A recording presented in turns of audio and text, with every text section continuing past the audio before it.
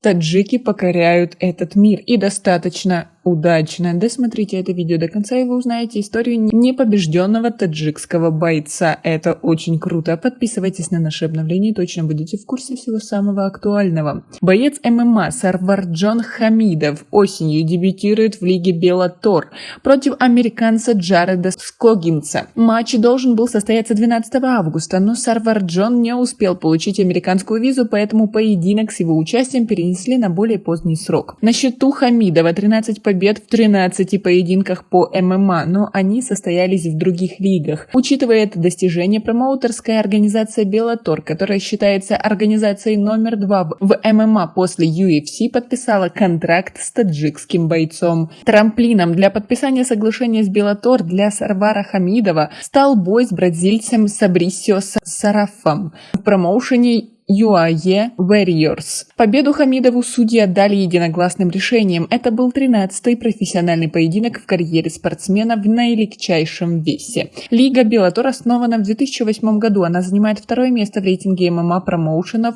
по версии портала MMA Oracle, уступив только наиболее престижным UFC. Хамидов встретился с американцем Джаредом Скогинсом на турнире, который состоится в городе Су-Фолс, штата Южная Дакота. Опоздал с получением визы, но скоро получу. Это к лучшему. Будет время на подготовку и адаптацию, сказал Сарварджон. А вы знаете об этом бойце и следите ли вы за ним? Свои ответы напишите нам, пожалуйста, в комментарии. Сарварджону 25 лет. Родился в 1997 году в Нурбаде, но когда ему было 4 года, семья переехала в Душанбе. Он вырос в столице, окончил гимназию в 46-м микрорайоне, а после поступил на факультет экономики и менеджмента Алтайского госуниверситета. Отец Сарварджона, бывший учитель русского языка, даже был директором школы, но потом занялся бизнесом.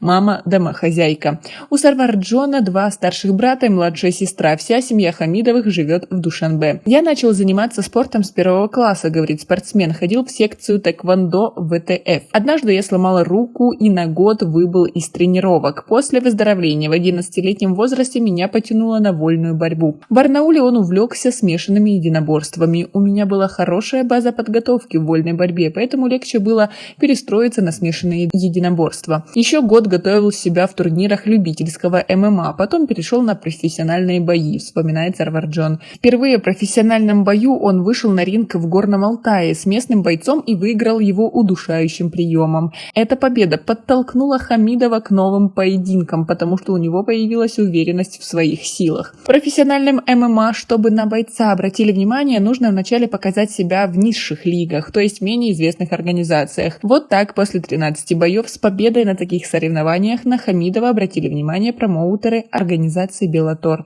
В этой организации выступает и один из сильнейших бойцов ММА Таджикистана Шараф Давлатмурадов, который является также тренером Хамидова. В подготовке Сарварджона к профессиональным боям также участвует знаменитый тренер Алан Алифбеков. Нужно отметить, что в Bellator мало таджикских бойцов, а в UFC вообще нет никого. Многочисленные бойцы ММА из Таджикистана выступают в различных организациях, и у них разные рейтинги, поэтому сейчас трудно сказать, какие из них лучшие. Главное, чтобы они духом не падали и продолжали свои выступления, поднимали престиж нашей нации. Мы для этого и выступаем, говорит боец. Почему такой интерес к ММА у таджикской молодежи? По мнению Сарварджона Хамидова, выступления в этом виде спорта дают человеку имя, шанс прославиться, показать себя и, самое главное, заработать на этом.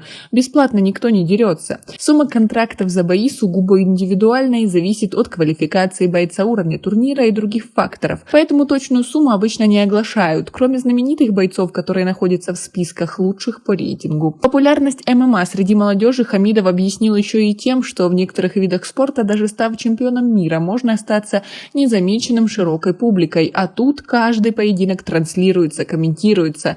На него обращают внимание миллионы зрителей по всему миру. Сейчас Сарварджон собирается в США, там он будет готовиться к своему дебюту в более престижной лиге, и едет он туда не с пустым багажом, с 13 победами в 13 поединках.